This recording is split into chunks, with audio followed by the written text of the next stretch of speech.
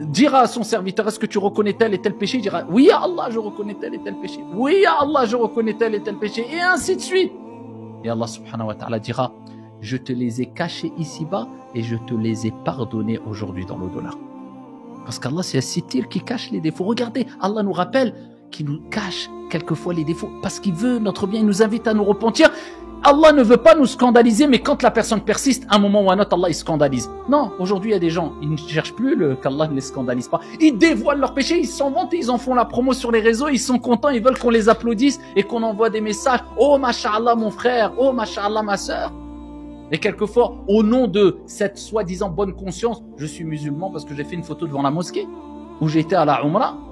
Et après, à côté, la story qui suit, c'est pas 2 jours après une vidéo, une catastrophe. Non, une story, Allahu Akbar à la Mecque. La story qui suit, hadith wa la haraj. Catastrophe. Où est notre pudeur vis-à-vis d'Allah subhanahu wa ta'ala? Où est la retenue, la crainte de mourir sur une mauvaise action? Où est cette volonté d'être endurant et de mourir sur une bonne fin? Où est cette volonté qu'Allah ne nous scandalise pas? Comme disaient certains pieux prédécesseurs, si nos péchés avaient des odeurs, personne ne voudrait s'asseoir à côté de nous. Où est cette modestie de ne pas, à tel point qu'on ne veut pas recevoir les éloges des gens, ou alors se prendre pour je ne sais qui, ou se dire c'est chose acquise le ramadan ou ma prière ou je ne sais quoi? Où est ce comportement qu'on doit avoir normalement? Donc retenez ces 2 points qui sont très importants. Ne pas être trop sûr de soi, demander pardon à Allah subhanahu wa ta'ala, demander à Allah qu'il accepte vos actions et remercier Allah azza wa jalla à travers les bonnes actions. Et aussi une chose, retenez une chose bien. Le prophète alayhi salatu wa salam, il nous dit Inna min sharri nasi dhal wajhayn.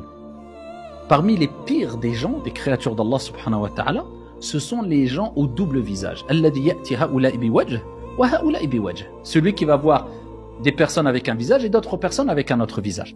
Le prophète alayhi salatu wa salam a dit ce sont les pires des gens parmi les pires des gens. Parce que ce sont des gens qui ne sont pas loyaux, ce sont des traîtres, ce sont des gens qui ont un comportement d'hypocrite. Donc tu ne peux pas avoir confiance en eux. Et dans une société, quand il y a des gens qui ne sont plus loyaux, qui ne sont plus justes, qui ne sont plus honnêtes, qui ne sont plus vrais, eh bien ça fside, ça corrompt la société.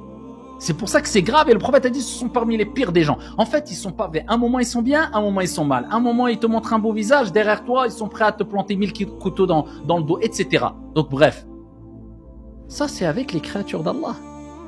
Mais que dire de celui qui a un double visage avec Allah subhanahu wa ta'ala, le créateur?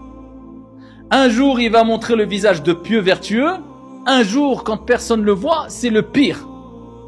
Ça c'est une personne qui a un double visage, un double comportement.